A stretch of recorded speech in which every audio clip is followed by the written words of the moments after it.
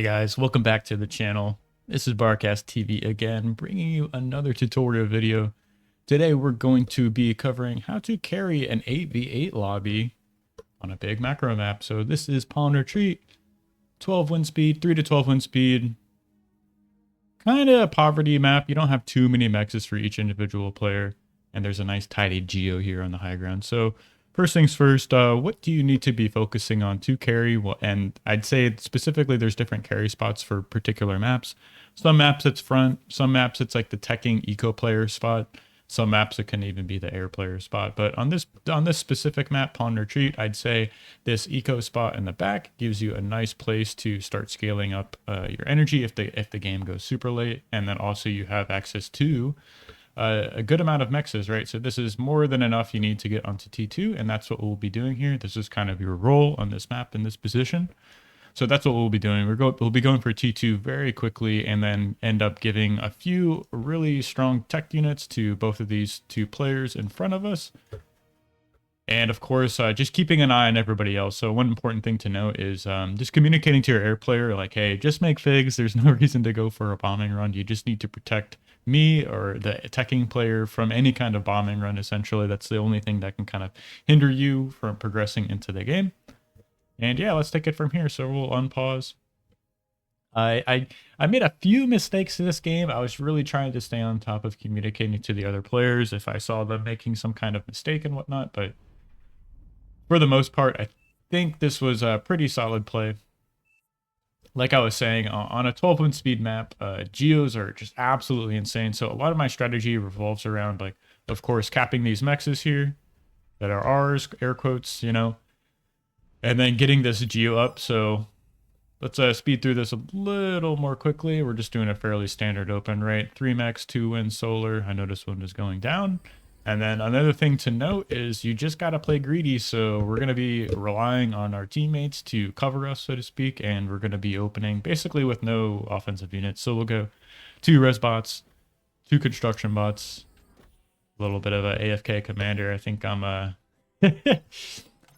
yelling at my air player to get things right. And then, yeah, so we got these res bots out. Something to note on this specific map. I believe these are the plus 60 trees, right? Yeah, so plus 60 energy per second. These res bots are going to be super strong for that.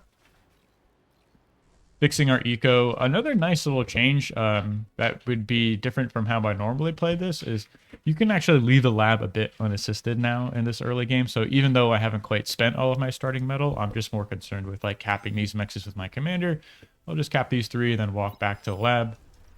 This con comes up here, grabs these 2 mexes, walks back to the lab, and then this con here, I believe it should stay on the lab and just assist it for a moment. And I do end up making, I want to say, two more cons.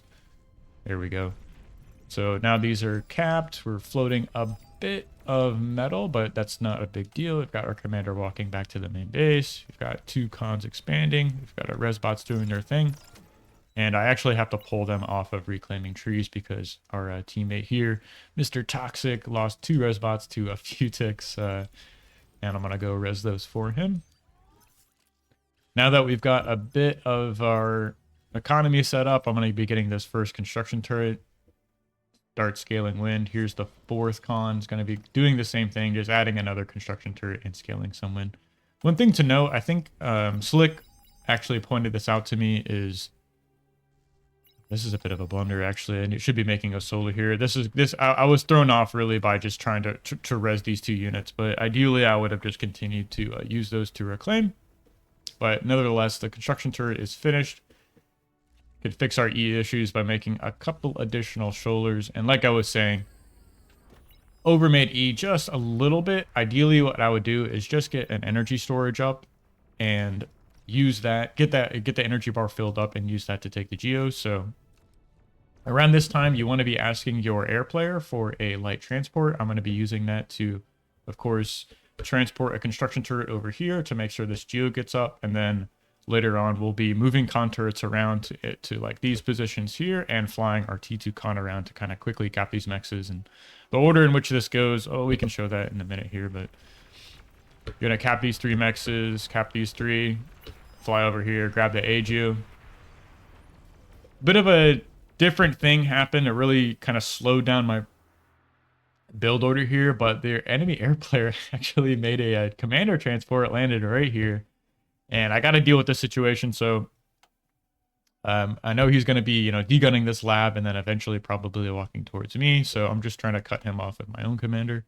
And I think I end up making like a single Centurion here, something like that, or some maces, just to kind of make sure that this gets taken care of. So really nice play, honestly, from King. If he was able to get out of here with this, I'd say it might have been a little bit of a better play, but yeah, he's just going in, taking care of like, this player with the D-guns. His commander's fairly low right now, so I'm just trying to build up a few ticks here, and I will be sniping this commander. This is kind of throwing off my build just a little bit here. Ideally, I would have already been like making my energy storage, maybe adding an additional construction turret. But this commander goes down. I felt obligated to give our man B-Dog here a little bit of metal. He lost all of that with he lost all of his metal that obviously was D-guns, so I'm going to give him about half of what was this from this commander. So I give him that 600 metal to get this lab back up so he can stabilize a little bit. And then things are going to return back to normal here. So yeah, getting these 2 energy storage up here, that's going to let us get this AGO finished. Still waiting on the light transport that should be flying our way. And once we have... yeah, this could be tidied up just a little bit. T2 lab feels a bit early without having this geo finished, but I was a bit distracted by the commander drop here, but nevertheless, things are going pretty good. Just going to cap this mech for our teammate here, give him the Centurion, and then walk back to the main with our commander. Actually, excuse me, you need to self-D your commander and reclaim it here, so I should be doing that fairly quickly. You do end up running out of metal. And then one thing to note, once you do have these energy storage is filled up, you can start reclaiming these basic solars as well to pay for that T2 lab. So I may just skip through this just a bit. Calling for the T1 transport. Oh. Do end up giving that Centurion to my teammate. Commander walks over here. He's going to self-D. Gonna scoop up that metal with these 2 res bots, and then here comes the construction turret. So the lab finishes, excuse me, the geo finishes, T2 lab nearly completed. And we're gonna make our first T2 con. And our teammate is desperately spamming us to give him this mechs here. Like I said, the first T2 con is out. Second one I'm going to give to this green player here, kind of trying to support him. I notice he's the second highest OS player.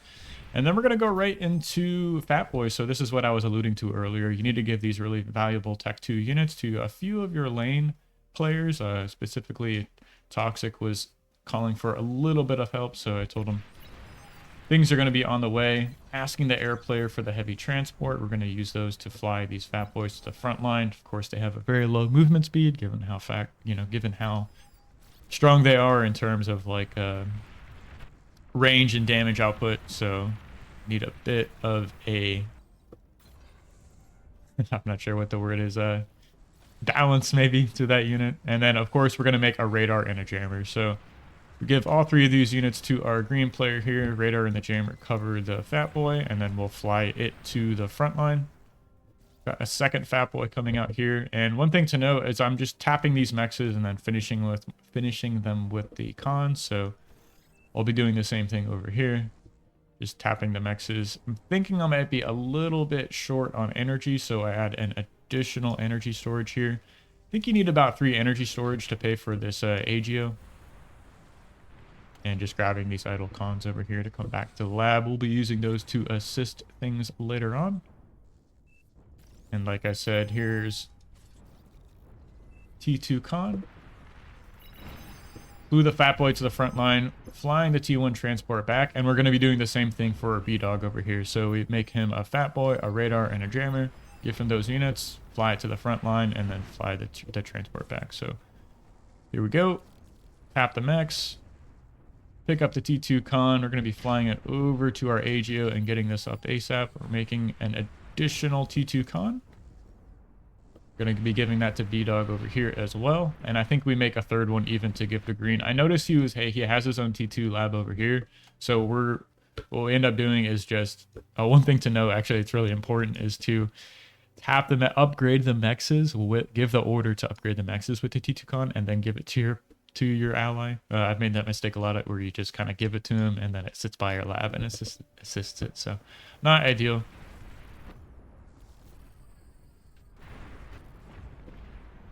And here's a bit of a mistake here. Instead of picking up this con turret next to the lab, I should be grabbing these ones over here that are now idle, turned off because they finished upgrading these mexes. And I'm making a few butlers here to just get some additional build power on my T2 con that's making this Geo. Now that I feel comfortable with the position these two players in front of me are in, I'm going to end up going into air. And now this is kind of the choice you need to make, and like what I think the real way you end up carrying, right, is of course be in the tech spot, right? Give out the T2 cons you need, support your allies with those quality tech units, and then you end up moving into air. And we'll demonstrate why that's important here in a minute, but just want to finish showing off like the steps I'm taking to get myself in a good position here economically. So we've got all our mexes turned on, got the AGO turned on. We'll be scaling back here. I'm delivering another T2 con, so I think we ended up making 4 for our allies. We made one for Toxic, B-Dog, our green player here, the Apples Lover, and then the air player as well. I made a few comments to both of these players, B-Dog and Bearfront. So I noticed he has a decent amount of figs out, so I was just like, okay, reclaim the lab and use that metal to upgrade your mexes. This is something you can do in your own games as well if you are the air player. It's like if you feel kind of comfortable like in the position of the game relative to like your fig count compared to your teammates, you can kind of stop production on air units to get these T2 mexes paid for. So I'm even saying, hey, you have a bunch of A solars here. That's more than enough economy. Reclaim these basic solars, reclaim your lab, and then pay for these T2 mexes. So AGO is finished. This con could be, tapping this mex and then also grabbing these mexes as well. So a bit of an improvement I could make on this play in general, right? It's like, and it's more the same, like fly the con down here, tap the mex, use the butlers to finish it, fly the con over here, tap these 2 mexes, bring it some con turrets, stuff like that. So I could be tidying up this play, but one thing to note in the meantime, we did end up reclaiming the T2 lab. And we're going to be using that metal to pay for our T2 Air Lab. All the time we're making figs right here. Like I said, we just want to protect ourselves from bombing runs. And I also just communicated to the air player to reclaim his Air Lab. So I can move on to making those units for myself, making the figs to defend our team. And we'll be getting a T2 con out, T2 air con out. I like to have this unit. It's really flexible. It's got good movement speed. You can start adding the really important like support structures you need later on in the game, like the anti-intrusion countermeasures, the pinpointer, and then of course your anti-nuke as well. It's just nice to have this flying T2 build power moving around. And now that we have the T2 air lab up, I can reclaim the T1 air lab. We don't need these T1 figs. And another thing to note is AGOs are super strong. I mean, it's just so good on a 12 wind speed map, but really for a bit of insurance, you need to use that energy boom to pay for a fusion, right? So that's what we'll be doing here. I think I messed up, didn't quite reclaim the slab quickly enough, but yeah, T2, just a few little improvements here and there. Tapping this mex, getting these 3 T2 mexes turned on, of course, we could do a little bit better job. And they're a bit light on build power, but not the end of the world. We're getting this fusion paid for. We're getting our figs out. And I'm just trying to keep an eye on my team as well. I can see, like, he Toxic lost his Fat Boy, and I see him making hounds, which are absolutely terrible. So I'd say stop making the hounds, make another Fat Boy. I end up flying that to the front with him with this leftover heavy transport. Calls for power. I give him a little bit. So you always want to be keeping an eye on your teammates here.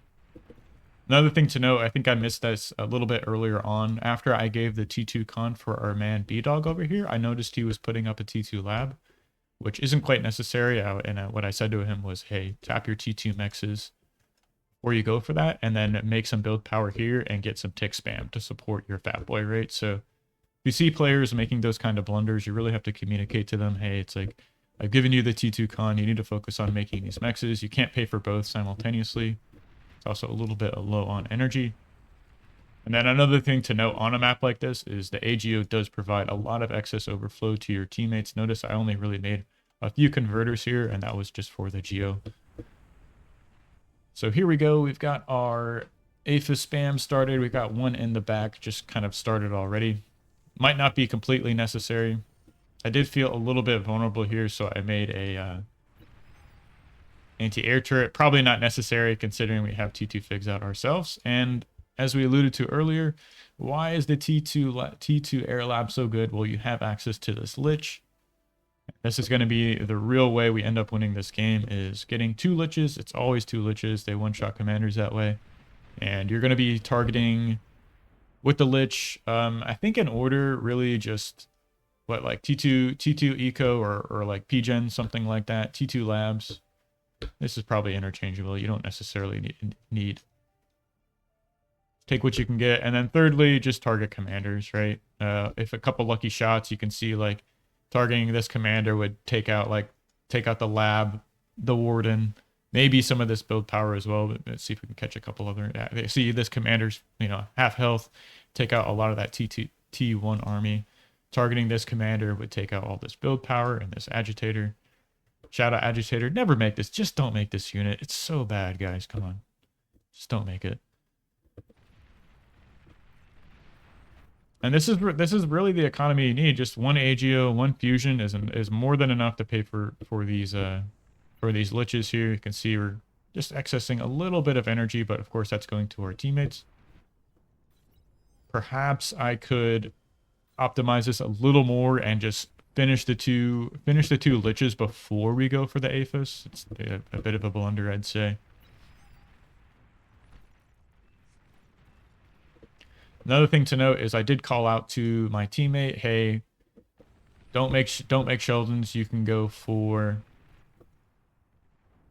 Welder Sniper. Just a much better composition. Hounds are pretty terrible units, not gonna lie.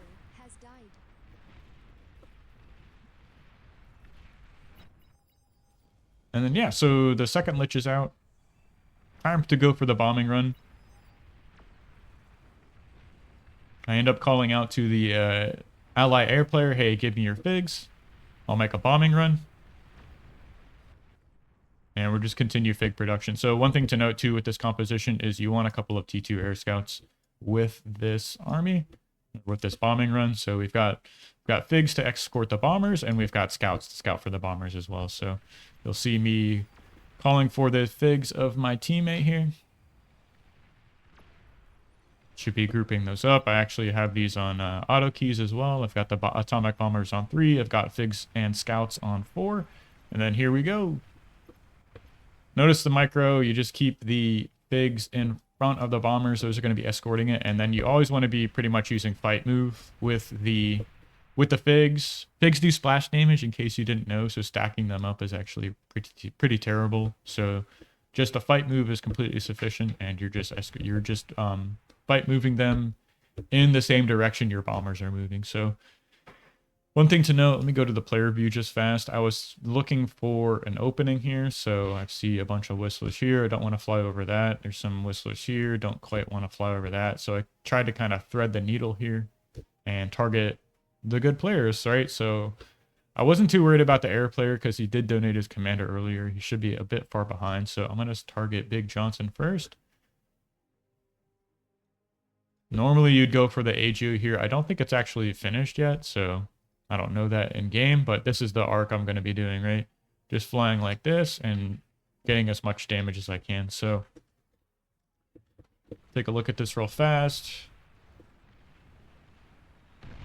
Target the lab. Engage the enemy fighters, right? Target the commander. It was kind of cheeky. He tried degunning, and then here we are.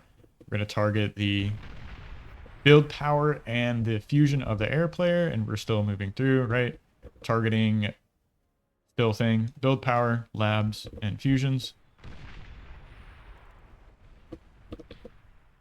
And they do concede after this, so pretty short game. What would be the follow-up, though, like after this? I'd say it'd be moving into T3. I prefer going T2 air from the eco spot to kind of leverage the atomic bombers. They're just too strong to not use, in my opinion. But after this, I'd want to have a bit of T2 fighters built up, excuse me. And then I'd end up just reclaiming this lab and go for the T3 lab. It's probably not ideal to put it here. Maybe we could like start making some build power a little bit earlier over here to go for the transition. And like I was saying earlier, this was a bit early, but I am kind of comfortable with the position of just having this all the way to the position of this Aethys spam. So it's all the way in the back. Getting up this build power. This is almost finished. And the ratio for fusions is like 1 fusion, 3 converters, right? 1 fusion, 3 converters. Could be making the converters over here with this build power, and then, so to speak, if we wanted to make the T3 lab over here. But it's, I don't think it's a big deal. Just make some Marauders and into Razorbacks, right? Marauders got a lot of movement speed. They've got anti-air. They can cover themselves and just find a lane. You can throw those in, right? Something like this. Run the Marauders in. So hope this helps. We'll be doing a few more of these. I've got a, how to carry from the air spot, and maybe I'll do one on how to carry from like a front spot as well. So hopefully you guys enjoyed the video. If you can, like, subscribe, leave a comment, let us know what you want to see more of, and I'll be sure to bring that to you guys in the future. So thanks for watching. See you in the next one.